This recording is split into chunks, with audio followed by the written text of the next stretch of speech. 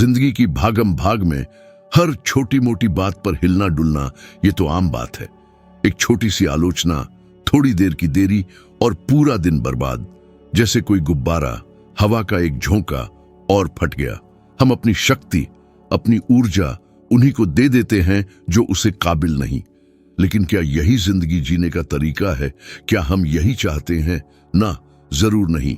वास्तविक ताकत शोर मचाने में नहीं, तेजी से जवाब देने में नहीं, बल्कि तूफानों में भी शांत रहने में है। कल्पना कीजिए, आप भावनाओं के सागर में एक पहाड़ की तरह डटे हुए हैं। मतलब ये नहीं कि आपको कुछ महसूस नहीं होता, बल्कि आप अपनी प्रतिक्रियाओं को चुनते हैं। आप सोचते हैं, विचार करते हैं, फिर फैसला करते हैं कि क्या वाकई इस बात पर अपनी ऊर्जा बर्बाद करनी चाहिए। ज्यादातर मामलों में जरूरत नहीं होती। यही है भावनात्मक स्वतंत्रता का रहस्य। प्रतिक्रिया देना एक विकल्प है, जरूरी नहीं। उकसाने का असर तभी होता है जब हम उसे अपना लें। आलोचना तभी चोट पहुंचाती है जब हम उस पर विश्वास करें। गलती तभी परिभाषित करती है जब हम उसे अपनी पहचान बना लें। नापोलियन हिल ने भी ये सब झेला। कितनी बार हम दूसरों की राय की वजह से अपने काम से पीछे हट जाते हैं। कितने मौके हम अपनी ही कमजोरियों की वजह से गंवा देते हैं। अगर हम बस एक गहरी सांस लेते और आगे बढ़ते तो जो लोग परिस्थितियों के आगे झुकते नहीं, उनमें एक खामोश ताकत होती है। एक ऐसी ताकत जो दूसरों की स्वीकृति के बिना आत्मविश्वास पैदा करती है। ये भावनाओं को नकारना नहीं, बल्कि उन्हें महसूस करना और फिर जवाब देने लायक चीजों को चुनना है। गुस्सा महसूस करें, लेकिन गुस्से में काम न करें। उदासी महसूस करें, लेकिन उसमें डूब न जाएं।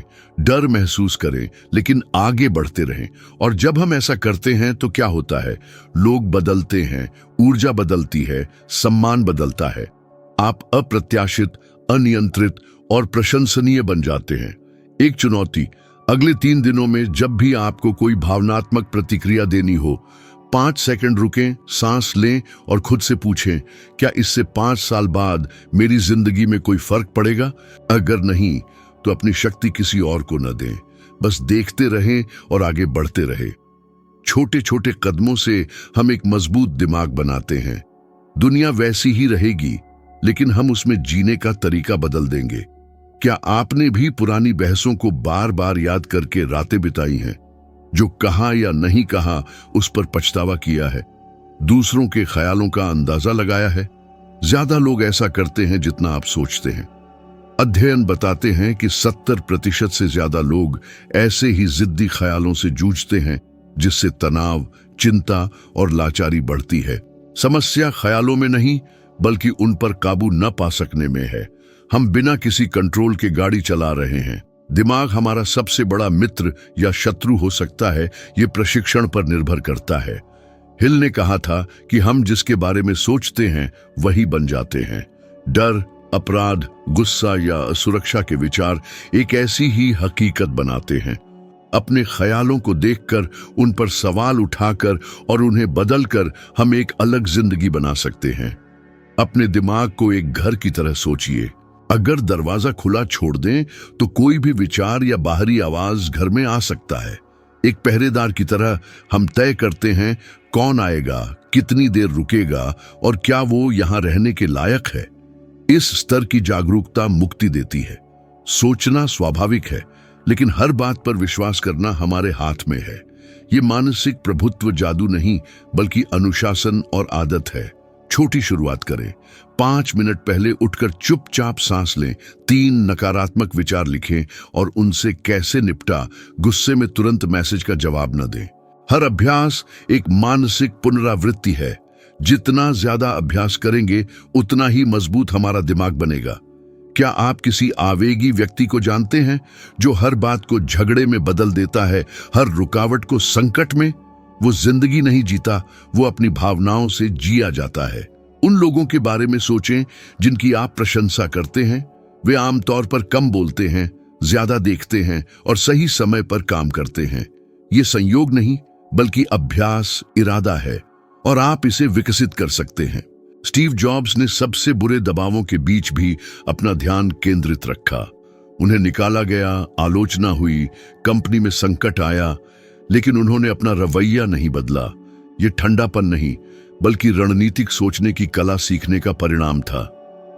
ध्यान केंद्रित करने की इस क्षमता ने उन्हें एप्पल में दोबारा सफलता दिलाई। जो टूट जाते हैं और जो बढ़ते हैं, उनके बीच का अंतर यह है कि वे अपने विचारों और भावनाओं पर कैसे प्रतिक्रिया देते हैं। हमारे पास शक हो सकता है और फिर भी हम आगे बढ़ सकते हैं। डर महसूस हो सकता है और फिर भी हिम्मत से काम कर सकते हैं। हम छोटे महसूस कर सकते हैं और फिर भी सिर ऊंचा रख सकते हैं। ज्यादातर लोग अच्छा महसूस करने का इंतजार करते हैं, लेकिन जो अपने दिमाग पर काबू पा लेते हैं, वे पहले काम करते हैं और फिर महसूस करते हैं। जो अपने भीतर की दुनिया पर काबू पा लेता है, उस पर बाहरी दुनिया का कोई प्रभाव नहीं होता। खुद को जानकर, दिमाग के तंत्र को समझकर हम परिस्थितियों के कैदी नहीं रहते, बल्कि अपनी हकीकत के वास्तुकार बन जाते हैं। भले ही बाहर सब कुछ बिखर जाए, अंदर से हम अखंड रहेंगे। आज ही तय करें, इसकी बजाय कि आपका दिमाग खुद ही हल्का हो जाए, उसे प्रशिक्षित करना शुरू करें। अपने विचारों को देखें, उनसे लड़ने के लिए नहीं, बल्कि ये समझने के लिए कि आप वो नहीं हैं। आप तय करते हैं क्या रहेगा, क्या कार्य में बदलेगा। जब हम ये समझ जाते हैं, तो फिर कुछ भी हमें नियंत्रित नहीं कर सकता। जो अपने मन पर काबू पा लेता है, वो सब पर काबू पा लेता है। हम दूसरों को खुश करने, स्वीकृति पाने, निराशा से बचने, हमेशा परफेक्ट दिखने में बहुत ऊर्जा गंवा देते हैं। जैसे हम किसी मंच पर जी रहे हों, तालियां पाने की कोशिश कर रहे हों। लेकिन समस्या ये है कि हम अपनी आत्मसम्मान उन लोगों के हाथों में दे देते हैं जो कई बार हमारी परवाह ही नहीं करते। हमारी पहचान किसी भी आदमी के हाथों में बिक जाती है जो हमारे रास्ते में आता है। हम झगड़े से बचने के लिए मुस्कुराते हैं, जबकि हम नहीं कहना चाहते हैं तो हाँ कहते हैं। अपने विचार छिपाते हैं और भूल जाते हैं कि हम कौन हैं, हमारी इच्छाएं, सीमाएं और सच्चा स्वरूप क्या है। जितना ज्यादातर हम खुश करने की कोशिश करते हैं, उतना ही कम सम्मान मिलता है। लोगों को पता चल जाता है जब कोई अपनी राय नहीं रखता। हिल ने स्पष्ट किया था कि सच्चा आत्मविश्वास भीतर से आता है, बाहर से मिलने वाली तालियों से नहीं। स्वीकृति की जरूरत एक नरम जेल है, लेकिन ये आजादी को छीन लेती है। इसकी जड़ें गहरी हैं, नकारे जाने, आलोचना और अकेलेपन का डर। लेकिन डर के साथ जीने से किसी को कहीं नहीं पहुंचाया जा सकता, और दूसरों के लिए जीने से कभी खुद तक नहीं पहुंचा जा सकता। कितनी बार आपने झगड़े से बचने के लिए अपना विचार बदला है? किसी ने कहा कि ये अच्छा आइडिया नहीं है, इसलिए आप अपने सपने से दूर हो गए। आपने अपनी सच्चाई को दबा दिया ताकि उन लोगों को खुश किया जा सके जिन्हें आपकी कहानी की भी खबर नहीं। स्वीकृति चाहने का मतलब है कि आप खुद पर विश्वास नहीं करते। दूसरों की इजाजत की जरूरत है, लेकिन कोई भी आपको इजाजत नहीं देगा। लोग उनका सम्मान करते हैं जो खुद का सम्मान करते हैं, उन पर विश्वास करते हैं जिन्होंने खुद को चुना है। ये सफर भीतर से शुरू होता है जब हम ये पूछना छोड़ देते हैं कि लोग क्या सोचेंगे, और ये पूछना शुरू कर देते हैं कि मैं क्या सोचता हूं। हमारा सफर हमारा है। हमारे भविष्य के दृष्टिकोण को उन लोगों को समझाने की जरूरत नहीं है जो सिर्फ वर्तमान को देखते हैं। हमारा मूल्य दूसरों द्वारा नहीं, बल्कि खुद हमारे द्वारा निर्धारित किया जाता है। मजबूत लोग ये साबित करने की कोशिश नहीं करते कि वे मजबूत हैं, वे बस मजबूत होते हैं। वे हर माहौल में खुद को ढालते नहीं हैं, वे खुद माहौल हैं। वे अपने सिद्धांतों में दृढ़ हैं, अपने फैसलों में सुसंगत हैं और प्रामाणिक हैं। जब हम स्वीकृति चाहना छोड़ देते हैं तो हम मुक्त हो जाते हैं। हम डर नहीं बल्कि उद्देश्य के आधार पर फैसले लेते हैं। हम समझाने की जरूरत नहीं बल्कि दृढ़ता से बोलते हैं। हम भीड़ के बिना भी आत्मविश्वास से चलते हैं। ये अहंकार या दूसरों को नजरअंदाज करना नहीं है, बल्कि हमारी सत्यापन तीसरे व्यक्ति पर निर्भर नहीं करती। हम सलाह सुनते हैं लेकिन उस पर निर्भर नहीं करते। हम आलोचना को ध्यान में रखते हैं लेकिन उससे ढलते नहीं हैं। हम तालियों के साथ या बिना अपने मूल्य को पहचानते हैं। आत्मसत्यापन का अभ्यास करें। हर सफलता को पहचाने, हर साहसिक फैसले का जश्न मनाए, दबाव के सामने अपने सच्चे स्वरूप का सम्मान करे। तालियों की जरूरत कम हो जाएगी और उसके स्थान पर आत्मसम्मान का उदय होगा। कोई भी दुनिया को बदलने के लिए सभी को खुश करने की कोशिश नहीं करता। जो प्रभाव डालते हैं वे खुद के प्रति वफादार रहते हैं, भले ही इससे उन्हें धारा के खिलाफ जाना पड़े। वे इजाजत नहीं मांगते, तीव्र, साहसी, अलग होने के लिए माफी नहीं मांगते। वे बस हैं और इसलिए उन्हें याद रखा जाता है। ऐसे ही इंसान बने, खुद को चुने। दुनिया उनका सम्मान करती है जो सम्मान के लिए याचना नहीं करते। सच्ची स्वीकृति वही है जो हम खुद को देते हैं। खामोशी हजार शब्दों से ज्यादा परेशान कर सकती है। एक अनुपस्थित जवाब किसी भी सीधे हमले से ज्यादा चिंतन, असुरक्षा और बेचैनी पैदा करता है। एक शोरगुल भरी दुनिया में जहां सब सुने जाना चाहते हैं, एक खामोश ताकत है जिस पर कम लोगों का काबू है, शांति की शक्ति। ये उस शांति की बात नहीं है जिसे कुछ महसूस नहीं होता, बल्कि उस शांति की जिसे सब कुछ महसूस होता है, लेकिन वह चुनता है कि कैसे और कब क्रिया करनी है। ज्यादातर लोग आत्मनियंत्रण को कमजोरी समझते हैं। उनका मानना है कि जो प्रतिक्रिया नहीं देता वह निष्क्रिय है या टकराव से भागता है। लेकिन सिर्फ वही जिसका दिमाग प्रशिक्षित है चुप रहता है जब सब कोई हंगामा चाहता है। अहंकार बदला लेने की मांग करता है, भावना न्याय की मांग करती है, गर्व एक जवाब की मांग करता है। महानता इन आवेगों का गुलाम न होने में है। एक चर्चा में दूसरा व्यक्ति हमें उकसाने की कोशिश करता है, हमें गुस्सा दिलवाने की कोशिश करता है। वह चाहता है कि हम उसके खेल में आ जाएं, प्रतिक्रिया दें, अपना नियंत्रण गंवा दें। लेकिन हम नहीं आते, हम बस देखते हैं, सांस लेते हैं और अखंड रहते हैं। हम पटकथा तोड़ देते हैं, जिसका नियंत्रण था वह दिशा गंवा देता है। हम न केवल अपनी शक्ति बनाए रखते हैं, बल्कि आवाज उठाए बिना दूसरे को निशस्त्र भी कर देते हैं। हिल कहते थे कि सच्चा नेतृत्व इसमें प्रकट होता है कि जब कोई नहीं देख रहा होता है, लेकिन जब सब देख रहे होते हैं और हम शांत रहते हैं। उन्होंने खुद ये जिया।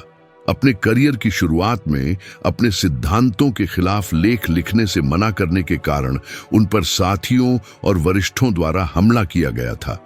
दबाव बहुत ज्यादा था। वे प्रतिशोध ले सकते थे, लेकिन उन्होंने चुपचाप निकलना पसंद किया, अपनी ऊर्जा बचाई और इस ताकत का इस्तेमाल अपनी विरासत बनाने में किया। उनका जवाब शब्दों में नहीं, परिणामों में आया। शांत रहना इतना मुश्किल क्यों है? हमें तुरंत जवाब देने, कुछ साबित करने, सब कुछ जस्टिफाई करने की जरूरत क्यों है? हमें ऐसा ही कंडीशन किया गया है। हमने सीखा है कि आखिर में बोलने वाला जीतता है, जो चुप रहता है वह मान जाता है, जो अपना बचाव नहीं करता वह कमजोर है। ये भ्रम है। सच्चा प्रभुत्व समझने की जरूरत में नहीं, बल्कि खुद को समझाने की जरूरत न होने की शांति में है। जो खुद को जानता है वह उन लोगों से समझाया जाने की कोशिश करके थकता नहीं है जो समझने के लिए तैयार नहीं है। शोध दिखाते हैं कि तनाव की स्थितियों में प्रतिक्रिया देने से पहले 3 सेकंड का ठहराव दिमाग के अलग क्षेत्रों को सक्रिय करता है जो तार्किक फैसले लेने से जुड़े हुए हैं। 3 सेकंड जिंदगी को जवाब देने के तरीके को पूरी तरह से बदल देते हैं। ये अभ्यास, पुनरावृत्ति और जागरूकता है। अगली बार जब दबाव आए, कुछ न कहें, सांस लें, देखें। कार्रवाई करने से पहले देखें कि स्थिति क्या दिखाना चाहती है। खामोशी अनुपस्थिति नहीं, उच्च उपस्थिति है। ये एक खामोश घोषणा है कि आप परिस्थितियों से नियंत्रित होने से इनकार करते हैं। लोग आपको अलग तरह से देखेंगे, आपका ज्यादा सम्मान करेंगे। उन्हें पता चलेगा कि आप अराजकता से नहीं, बल्कि एक ऐसी दृढ़ता से चलते हैं जिसे चिल्लाने की जरूरत नहीं है। समय के साथ बहुत सी ऐसी स्थितियां जो पहले आपको परेशान करती थीं, आपको हिला भी नहीं पाएंगी। आपका दिमाग किसी और जगह होगा, आप विकसित हो गए होंगे। खामोशी सिर्फ एक विकल्प नहीं, बल्कि एक जीवन शैली, एक अदृश्य कोड बन जाती है जो प्रतिक्रिया देने वालों को नेतृत्व करने वालों से अलग करती है। आवाज उठाने की जरूरत नहीं है, आपकी शांति सब कुछ कह देती है। ज्यादातर लोग आवेगों, विकर्षणों और दूसरों की अपेक्षाओं से नियंत्रित होते हैं, लेकिन जो यहां तक पहुंचे हैं उन्होंने समझ लिया है कि यह रास्ता अब स्वीकार्य नहीं है। आप खाली मनोरंजन नहीं ढूंढते, आप वास्तविक परिवर्तन ढूंढते हैं। हर शब्द उकसाने, हिलाने, आपके अंदर स्पष्टता लाने के लिए सोचा गया है। यह सिद्धांत को समझने की बात नहीं, बल्कि इसे लागू करने, परीक्षण करने, अडिग बनने की शक्ति का अनुभव करने की बात है। आपका प्रशिक्षित दिमाग सबसे शक्तिशाली हथियार है। मैं यहां खुश करने के लिए नहीं, बल्कि चुनौती देने, मजबूत बनाने, वह दिखाने के लिए हूं जो शायद किसी ने कभी कहने की हिम्मत नहीं की। परिणाम चाहते हैं? नियंत्रण अपने हाथ में ले लें। माफी मांगने की जगह नहीं है, सिर्फ विकास के लिए जगह है। अगर इस सामग्री ने आपसे सीधे तौर पर बात की है, तो क्योंकि यह इसके लिए बनाई गई थी। खेल अभी शुरू हुआ है।